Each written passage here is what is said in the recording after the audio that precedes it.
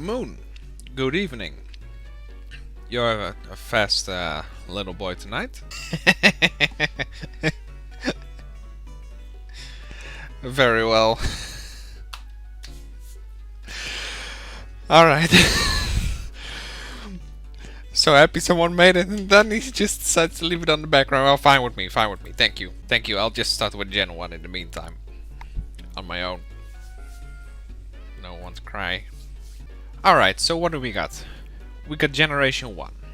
Let's just start with Generation 1. What's the first game? Is that even on here? Can I find it? Pokemon Blue, Red and Yellow.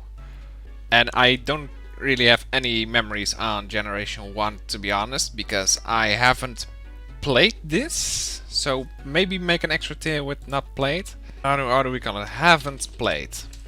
Yeah. I can't really talk about things that I have never done before. Honestly. So let's just put them in haven't played. But if you say that they, I know there's a ton of glitches that the physical special split even isn't in here, and pretty much psychic types are overpowered as hell because the dark type wasn't invented yet and steel type wasn't invented either. But I can't really talk about that. Where's red? Where's blue? There's red. There's blue. Okay, second generation. Shall I? I'll just go with them on generation games, which means that what am I looking for? I'm looking for gold, silver, and crystal. Second generation. Oh my god, people are going to hate me for this, but I don't like the second generation.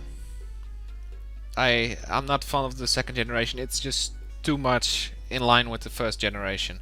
It's even with the first generation. You know, it's literally next to Kanto. And don't get me wrong, I like it as a generation, but they just take a look at the Pokemon, you know? Shall we take a look? Because this is what we do a lot. Pokemon DB Pokedex list. Something, whatever the fuck. There's a ton of Pokemon that are... Name 10 good Pokemon of the second generation, I dare you. But it's just baby evolutions. It's the forgettable Pokemon. We got Sadu. I mean, there's good Pokemon. I mean, Croag's one of my favorites. Don't get me wrong, but honestly, it's another Pokemon that has an evolution from the first generation. Same goes for the fourth generation, which I'll get to in a bit. But Dunsparce, Gramble, which actually was made better in the sixth generation. But then we got Corsola, which also got things in the eighth generation. But we're talking about the second generation right now. There's just not too much Pokemon in here. The story is about Giovanni again, instead of a whole different story. I like the games, so don't get me wrong. I like... what am I looking for here? I like them. I like... why? But they're mad to me. It's... Especially Gym Leaders is really low. Yes, when you're talking about that, the linearity in Pokemon... in these Pokemon games is... not that much, especially after the third gym. The game just opens up. You can go to Morty, you can go to Jasmine, you can go to... fuck, what's it called? Price immediately, if you want to, but you can't fight him yet. But the level... The level gaps is really weird here. Because when you get to Claire, you immediately get like level 40 Pokemon or so. And... honestly, me and Rick are doing Kanto right now in the Pokemon Revolution. And it's just, in terms of ice Pokemon, you know, the last gym is Dragon, and in terms of ice Pokemon, what do we got? We got Piloswine, which can be defeated by Kingdra in one hit. There's nothing that can defeat Kingdra. It's just an unbalanced region. The Pokemon are too much they're too much dependent on the first generation. We got things like, I mean, there's a ton that I like. I mean, Sudowoodo still has its own thing. Espeon, Umbreon, but honestly, most of them have ties to Generation 1 Pokemon. I can't unsee that. The thing is, it's just too much dependent on the first generation, whatever you think about it. Where's the other one? There's Silver, and then I guess I can put Crystal in there too. I mean, I guess it's kind of better with the small little changes of life changes it made, but... oh, do I want to put it in a decent tier is the question though. Yeah, I'll put it in a decent tier for now. maybe I'll shove it up a little bit later. But then we got Fire Red Leaf Green. No. We're going with Omega or Ruby and Sapphire first. Honestly, I'm just all over the place right now. Third generation in terms of Pokemon, another 150 from the top of my head. A ton of memories. You know, your Blaziken, Swampert, Sceptile. This trio is actually really nice, but unfortunately Sceptile got shafted a little bit by only having the Grass type. Blaziken got the Fighting type, Swampert got the Ground type, but Sceptile never got any extra typing. But then we got Pelipper, which gained a lot. Better things such as Drizzle over the past few years. Then we got Gardevoir, Sleeking. Fuck, Norman is a... Oh yeah, this is the first time you are having a dad. Then we got Aggron, Wailord, of course. It brought a ton of nice Pokemon. And not a lot of ties to other generations. So it tried to be new. When it comes to the gyms, memorable things, well, Norman can be a pain in the ass. What else do we got? From top of my head, I think Norman is the only one that's actually a proper challenge to me at least. So when it comes to Omega, here I go again. Ruby and Sapphire are actually decent. Emerald is one tier high because the Battle Frontier was introduced. We got Steven Stone. Was Steven Stone a secret boss in Emerald? Can't remember for the life of me anymore. But Juan took over, and then we got Wallace as the new champion. There's too much water Pokemon in the third generation. Only Emerald, thank you. I like the third generation. It's a decent generation. It's not too good, but it's not too bad. But I don't know why Let's Go Eevee and Let's Go Pikachu are in here, because they're not mainstream. They're a type of spin-off. That aside, Emerald just made some things better, you know, and especially with the Rayquaza changes they made, it's better. And when it comes to Archie and Maxie, decent villains. I mean, I like the landmass or sea mass thingies that they have going for them, but that's all. That's really all. I mean, they come to their senses afterwards, after they've seen what they've done. You can even see that in Alpha Sapphire and Omega Ruby even more. But they're decent games, and I think Emerald is a great game. Fourth generation. Oh, wait, I'm skipping Fire Red Leaf Green. Yeah, they are nice remakes. It's been a while since I've played them. I can't really remember too much of these anymore, unfortunately. Yeah, they did what... They did it. It worked. I mean, it's a good remake. I don't really have anything to say. It's not bad. It's not good. In terms of that, it made the glitches that the first generation sometimes made the game unplayable. They fixed it, thankfully. What else do we got? Well, I don't have anything else to say about Fire and Leaf Green because they're pretty much the remakes of the first generation. So yeah, I like them. Don't know why they didn't make free games. You know, Water Blue. Oh no, wait, Water isn't blue. What does that sound like? A killing experience. Fourth generation. I might have a bias against this one because Diamond and Pearl. I will be saying a lot about Diamond and Pearl because I have had hundreds, even thousands of hours in this game. Platinum, at least, because that's the definitive edition. I'll go with Diamond and Pearl first. Diamond and Pearl are decent. They're quite slow. It's the first time that it had been under the DS, of course. What else do I have to say about Diamond and Pearl? The first time that we actually got a ton of legendaries and not a lot of the rest of the Pokemon. Also, another neat little detail: Diamond and Pearl actually never made all the Pokemon in the regional decks possible because things like Electivire and all the other evolutions, they were scattered behind the national decks, and that's basically what Platinum fixed. Why is it? This is my favorite game of all time. There's no question about it. Everything that Diamond and Pearl had going wrong for them, Platinum fixed. With the slow surfing, unfortunately still slow HP bars. That aside, I love Platinum. The fourth generation just gave so many new Pokemon, especially all the Pokemon alive. And here's the thing: they also included some baby evolutions, but honestly, this generation is memorable enough on its own. because it has such a good, diverse list. Unfortunately, a little bit too many legendaries, because does Rotom count as a legendary? But this, aside from that, we got 3, 6, there's like 15 legendaries. It's just we got so much filler. We got the well-being, emotion. We got whatever the last one is. We got time, space. We got armor. We got slow start boy. We got Satan. We got dreams, filler.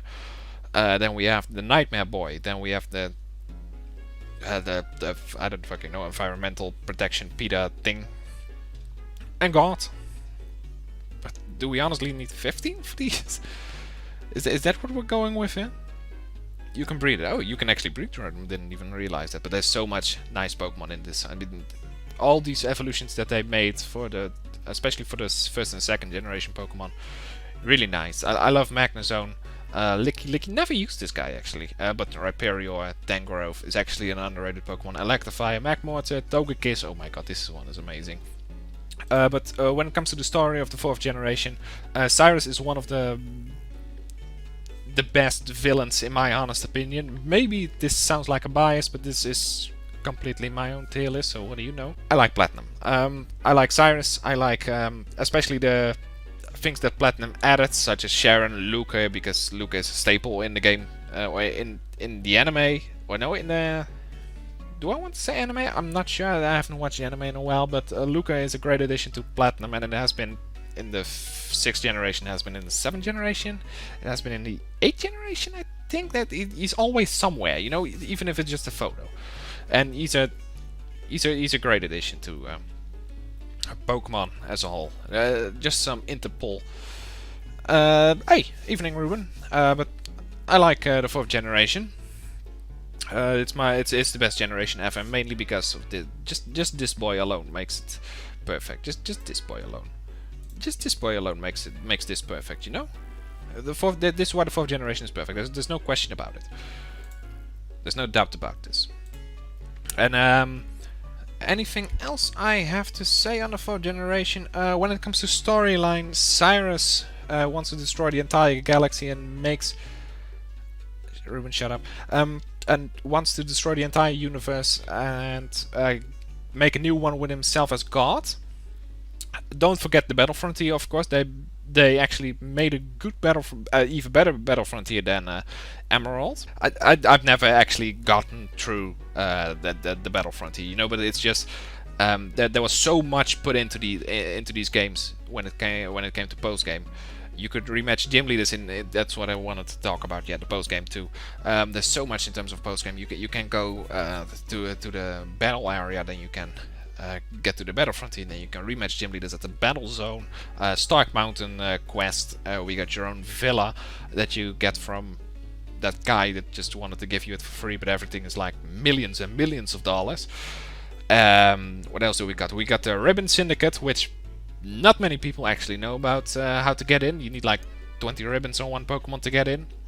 When I was little, I actually thought that I had to catch a level 100 Magikarp to get into the Ribbon Syndicate, because I was barely able to, you know, to speak English. I still can't speak English for shit apparently. So I never actually got a level 100 Magikarp. But there was this one guy sitting in the pool in the what was it called again, the resort area, and he always said like you can catch the hidden master of the lake or whatever he said, and I'm like, hidden master, and then I heard about that you can actually get a level 100 Magikarp there, so I was like, okay, let's do that. There's the tiniest of chance to get a level 100 Magikarp. But Platinum, favorite game of all time, and with the Diamond and Pearl remakes coming, I'm hoping that they do a Platinum episode, and I'm hoping that they get every single bit of Diamond and Pearl, what was right about it and what was wrong about it, that they get all of that right. I'm just waiting here to see the next one.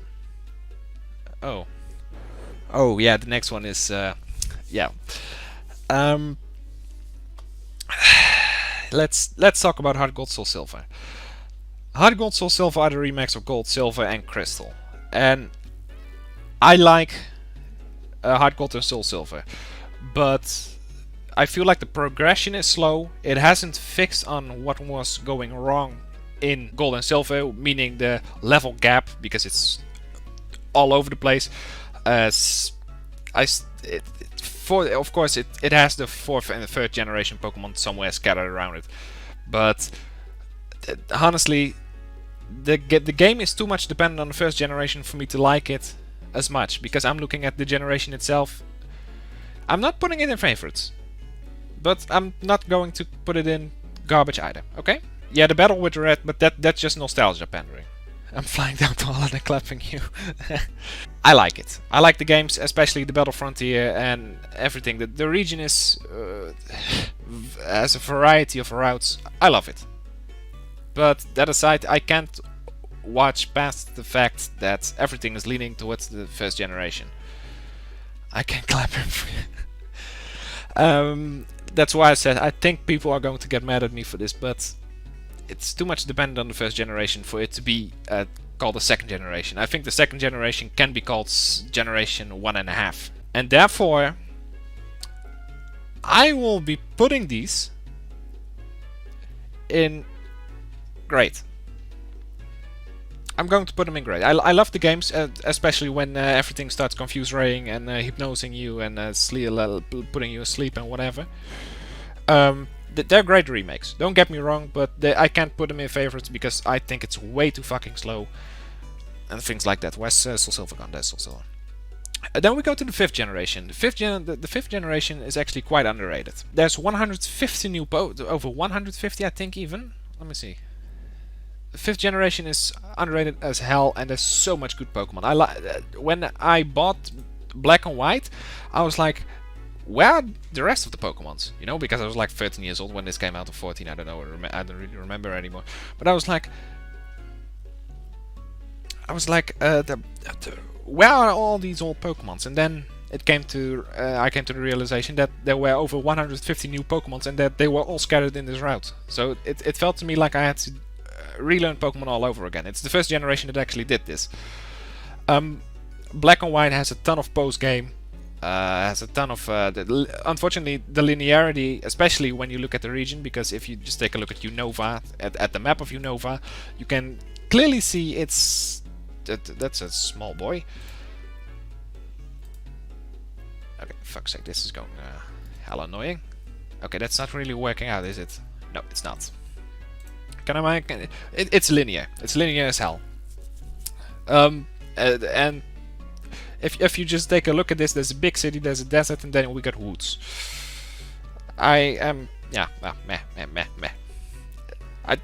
It's linear. I'll give them that, and I love the bridges. It's based on the USA, I believe it is. And I never remembered that the USA was this linear, but these games are great, honestly. The post game, there's like 3 cities you can go to. Then you got Black City and White Forest or something. So what else can I say? Team Plasma, I think Jetsis is probably the best. I mean, Cyrus is one of my favorites, but Jetsis is the best antagonist you can have.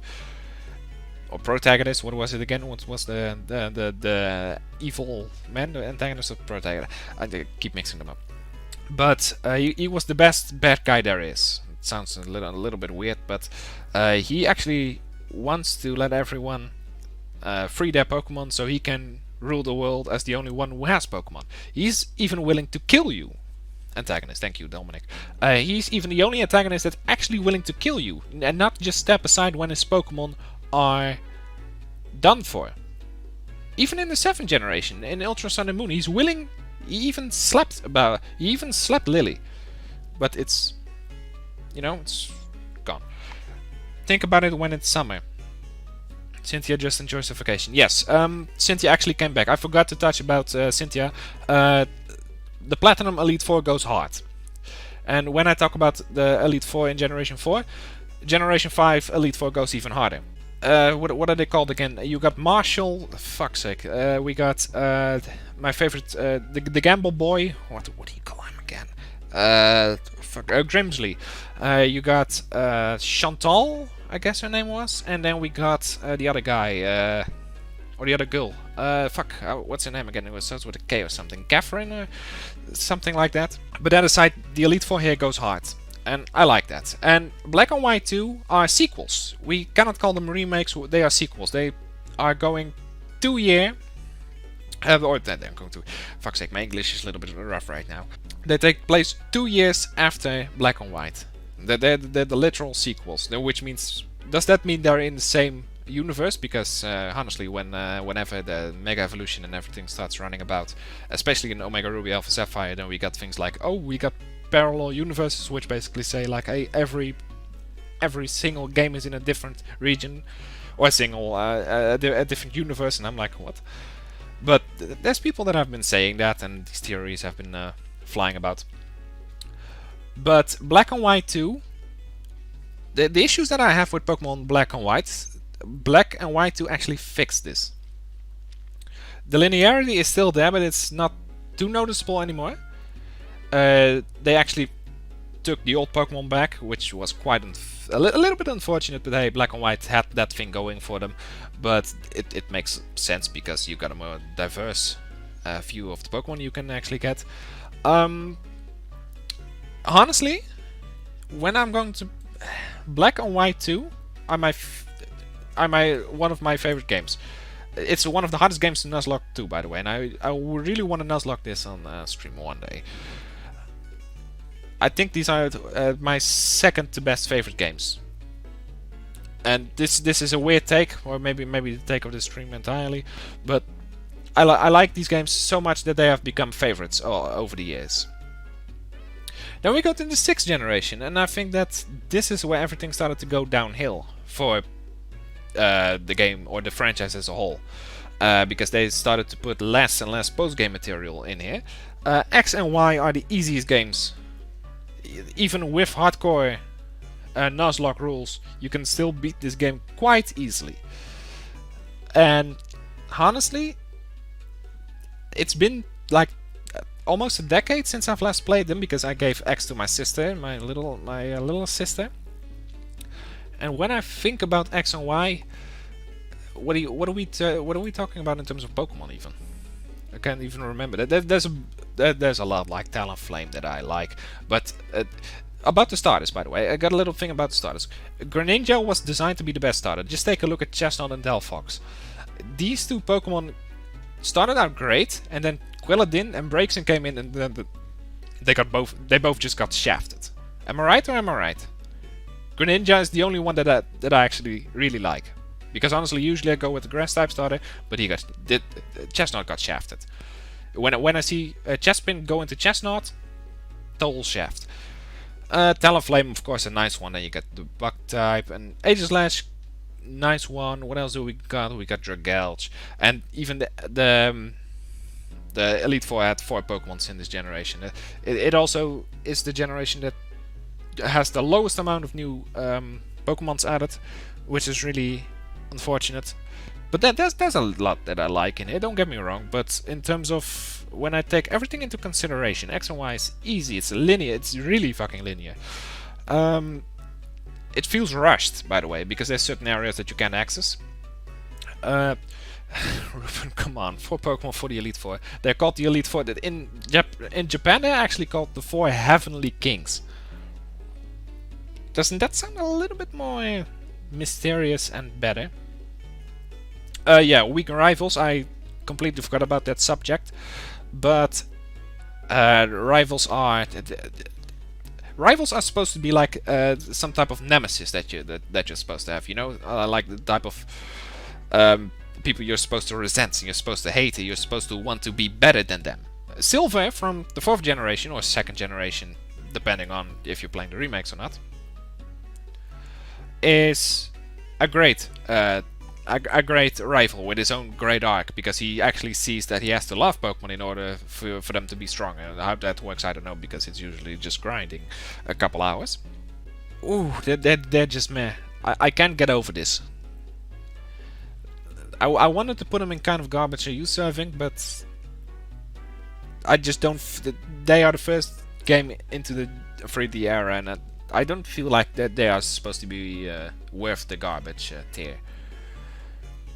Well, Then we got Omega Ruby Alpha Sapphire. Great remakes. Really up to par with Omega Ruby and Ruby and Sapphire. Fuck's sake, I keep mixing the two up. What else do I have to say? Of course, Mega Evolution is done in the 6th gen, which is the I think that Mega Evolution is the only reason why X and Y are still in that meta tier.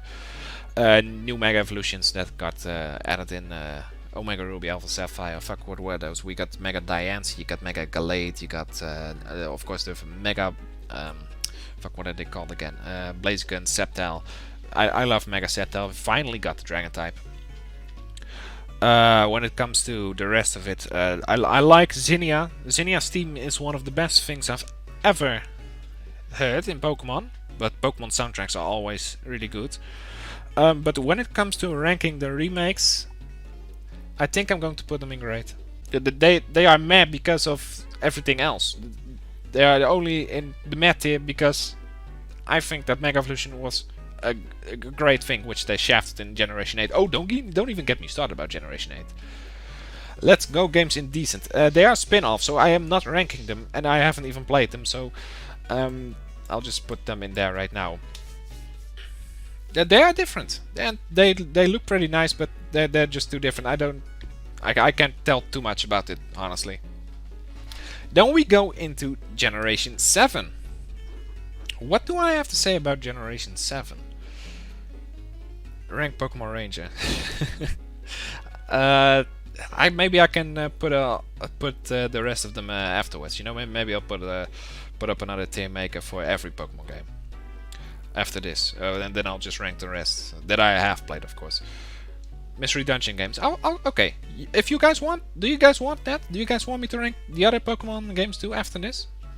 Either way, Generation 7. What do I have to say? They took a really sharp turn, which I liked, which I really enjoyed.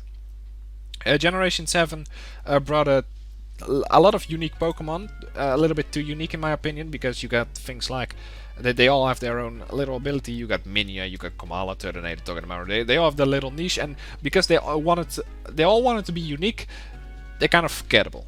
It's kind of ironic, but you know, that's just how it works. And then the Ultra Beasts, many people don't like these. I think they are a decent addition. I mean, they're not the best. I mean, I can see why some people don't like them. They're overpowered as hell, especially for things like Kartana. But they're not that bad. And Melmetal, don't even get me started on Melmetal. I don't even know why that is a thing. Oh, it's called Delmise. This one I like. I really like this Pokemon, but I keep forgetting. And it also seems like Steelgrass for some reason. The starters, I really like them all, actually. Incineroar is kind of daddy material. Primarina. It looks great. Abominable, Crabrawler actually got the shaft in a Crabominable. When you take a look at that. But what did they do again? They put the trials and totem Pokemons. I like different for once. You know that they tried to make it a little overboard. But Sun and Moon had too many cutscenes. Don't even get me fucking started about the cutscenes, okay? 2 steps, cutscene. Oh, finally, cutscene is over. 2 steps, cutscene. And I think that's pretty much the only flaw I have, because I can't really say too much about the 7th generation. I don't like how and Gladion and the story itself is kind of meh-ish. It's meh. But I will put this in decent. I'm not going to give them the shaft or something. I'm just going to put them in decent. Then we got Ultrasound and Ultramoon.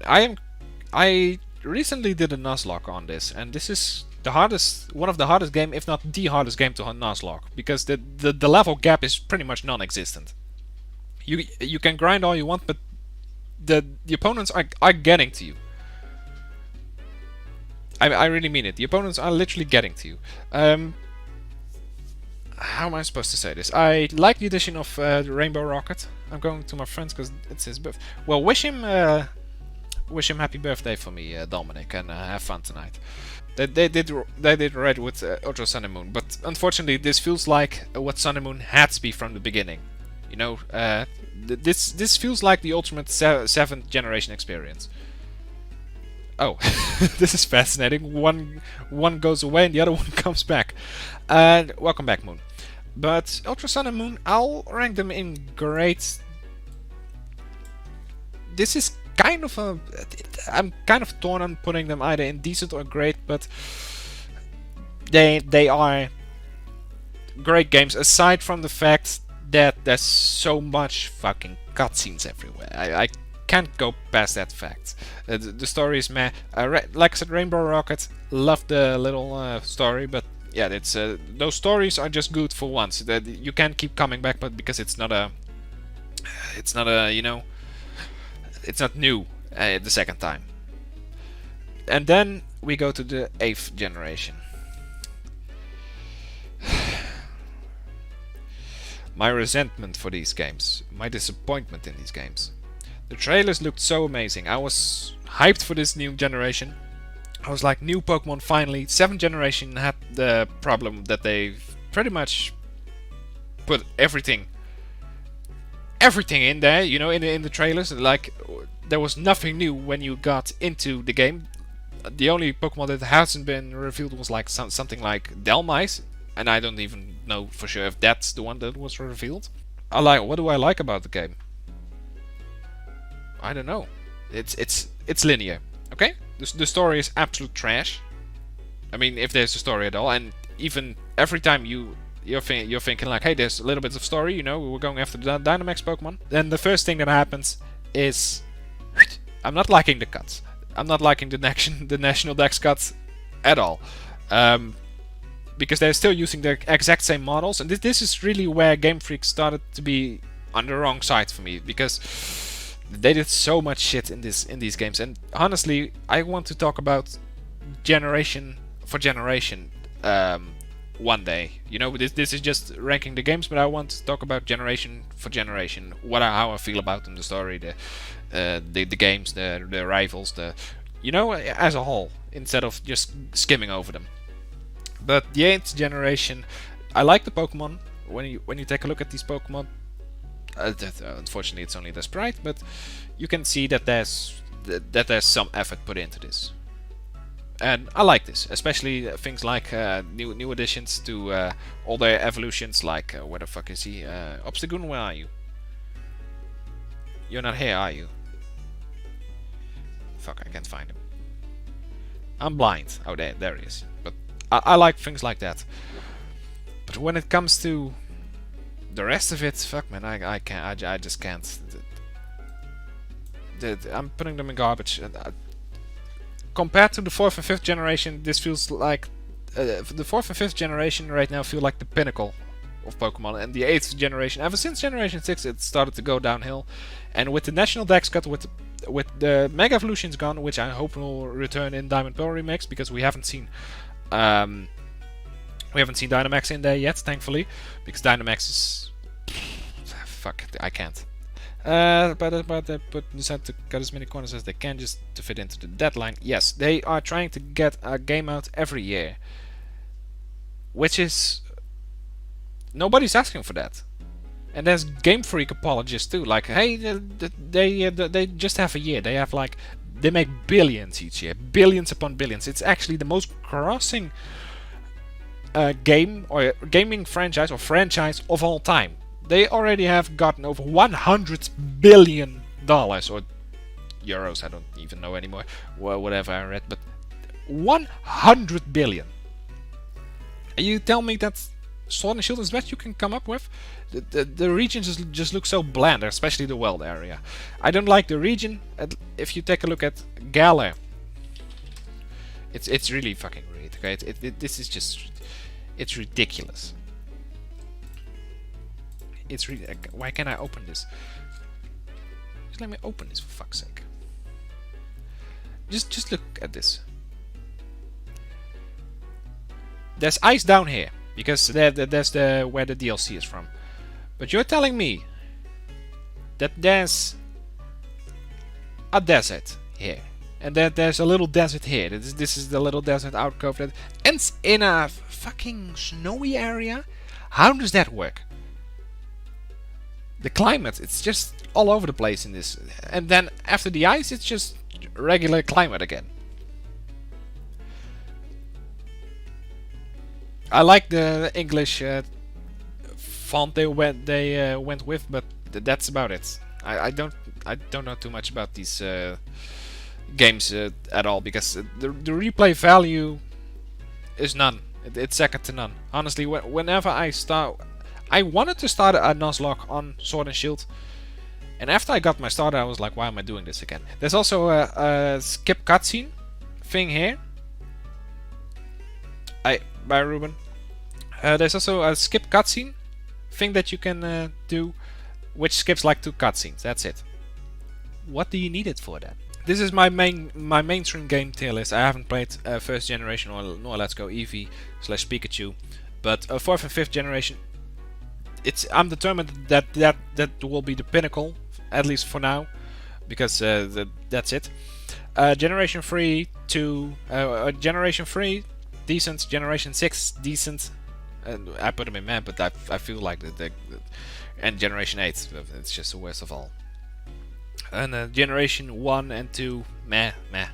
I don't really have too much to say about that, but this is my tier list. Now let's go towards the other games, see if I can find them.